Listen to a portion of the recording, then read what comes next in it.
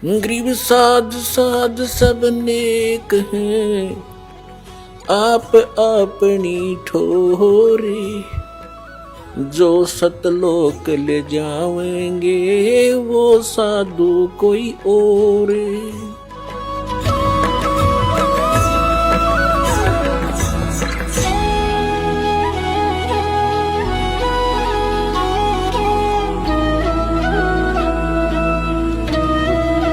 अब यहाँ गीता ज्ञानदाता जैसे इन अनड़ियों से अज्ञानियों से पूछा जाता है, प्रश्न करते हैं मीडिया वाले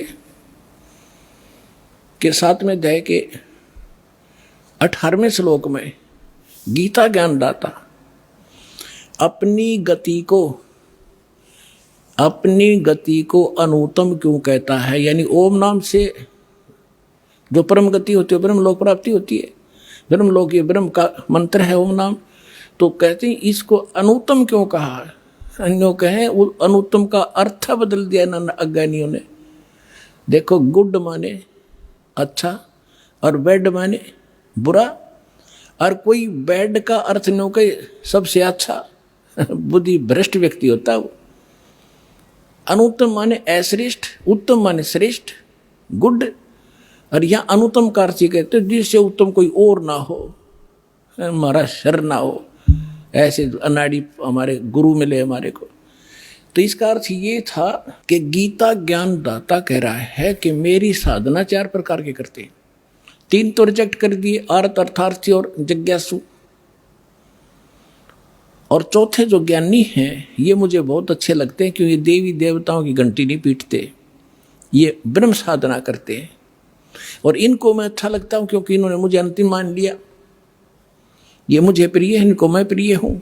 लेकिन इनको तत्वदर्शी संत ना मिलने से ये ज्ञानी आत्मा है तो अच्छी आत्मा, उद्धार है, समर्पित है, शरीर भी इन्होंने समर्पित कर दिया, परवाह नहीं की, चाहे मर जाए बेशक, नष्ट हो जाए शरीर, में भगवान मिलना चाहिए।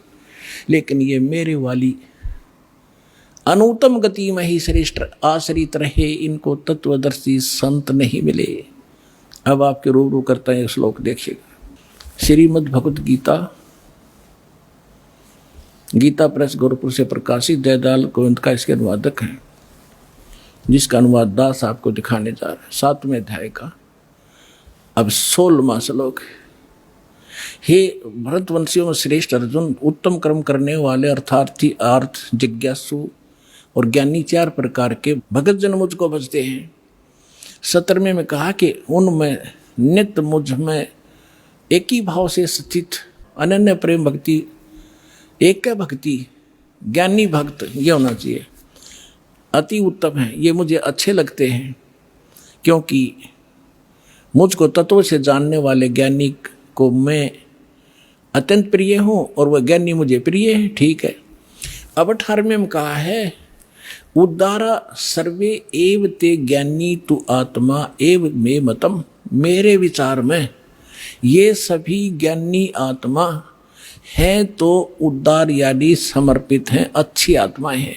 आस्थित से ही युक्त आत्मा माम एवं उत्तमाम गतिम।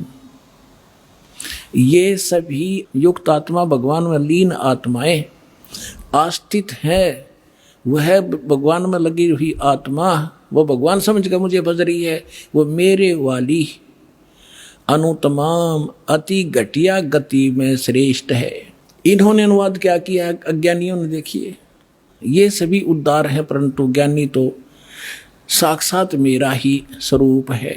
यह अनुवाद गलत कर रखा है, ये मेरा मत है, ये मेरा मत है, क्योंकि वह मन बुद्धि वाला ज्ञानी भक्त अनुत्तमा माने अति उत्तम, फुटे बाग धरे अनुत्तम, अनुत्तम ने अति उत्तम, अनुत्तम लिखना था घटिया, गति स्वरूप मुझ में ही अच्छी प्रकार स्थित हैं। अपने आत्माओं परमात्मा ने आपको शिक्षा दी, ऐसे उपकरण बनवा दिए कि घर बैठे इंटरनेट पे भी देख रहे होंगे पुण्यात्मा परमात्मा के प्यारे, और ये सीडी बनाई जाएंगी, घर घर पहुंचाई जाएंगी और जानकर गदगद हो जाएंगे सच्चाई को। इसमें स्पष्ट कर रखा है गीता ज्ञान दाता अपनी साधना को भी घटिया बता रहा है, अनुत्तम बता रहा है। और कह रहा है ये ज्ञानी आत्मा जो परमात्मा के लिए समर्पित हैं, जिनने जान दिया है कि मनुष्य जीवन केवल परमात्मा प्राप्ति के लिए प्राप्त हुआ है और मोक्ष केवल उस पूर्ण परमात्मा से होगा। इनको वासुदेव प्राप्त नहीं हुआ। अब देखो, थोड़ी कथा सुनाने से पहले 19वां श्लोक और सुनाऊंगा, जिससे आपका और कंसेप्ट क्लियर होगा। देखिएगा, श्रीमद् भगवद गीता अध्याय 7 का हम श्लोक 18 पढ़ लिया। ये मेरी अनुतम है, ये घटिया लिखनी थी इन्होंने। अब इससे स्पष्ट हो जाता है, बहुनाम जन्मानाम अन्ते ज्ञानवान माम परपदते वासुदेव सर्वमिति स महात्मा सु दुर्लभ है।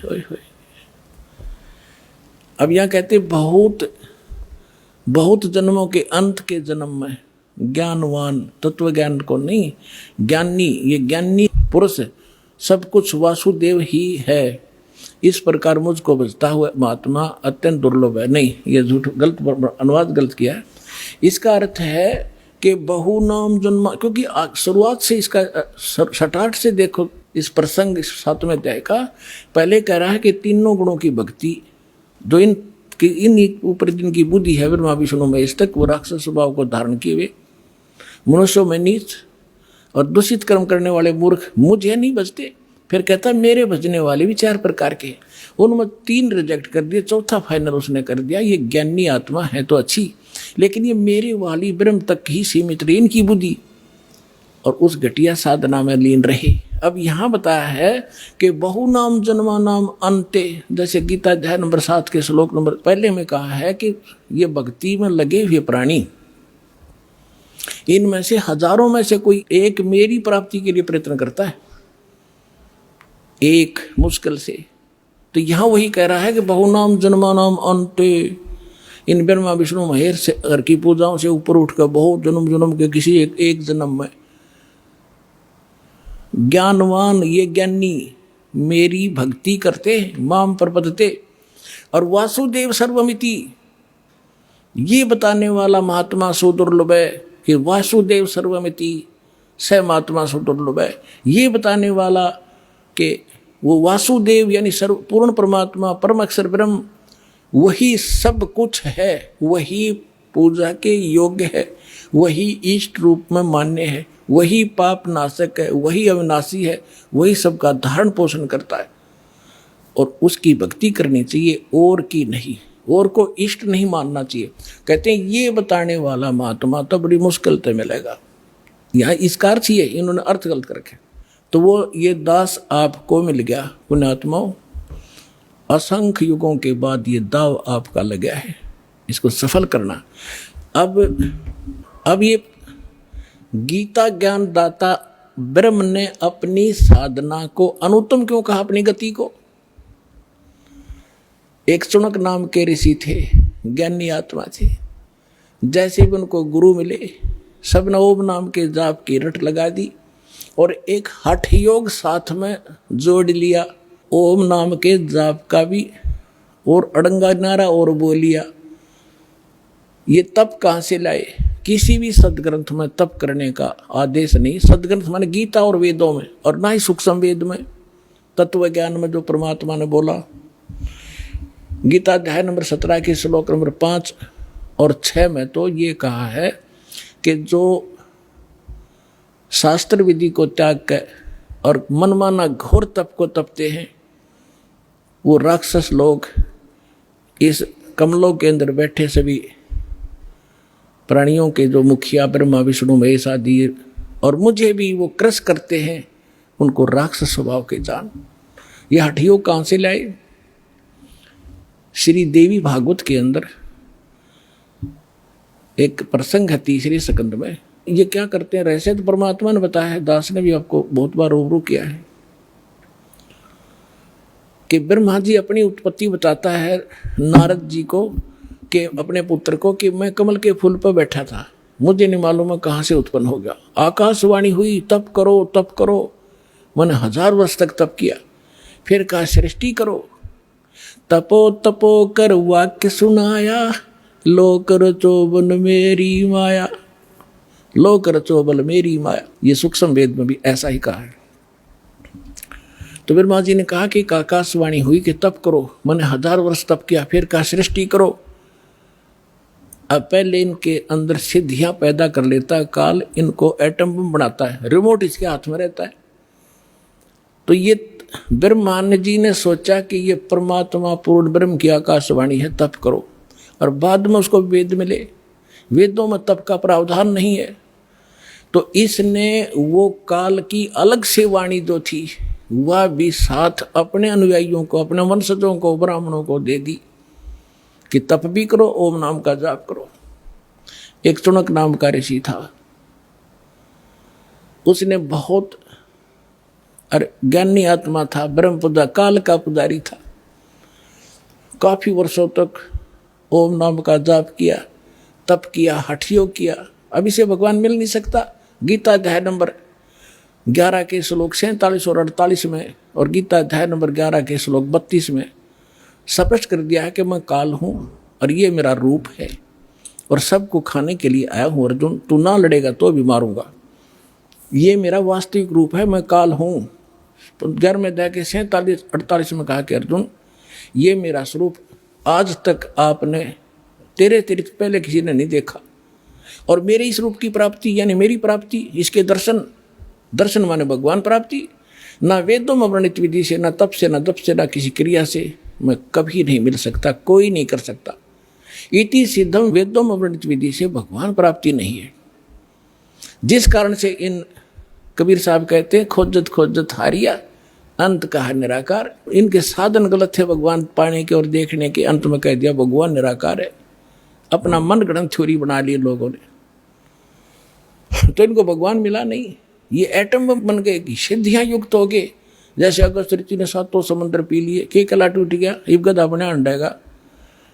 मोक्ष होगा विधिवत, इन बकवादों से नहीं होगा।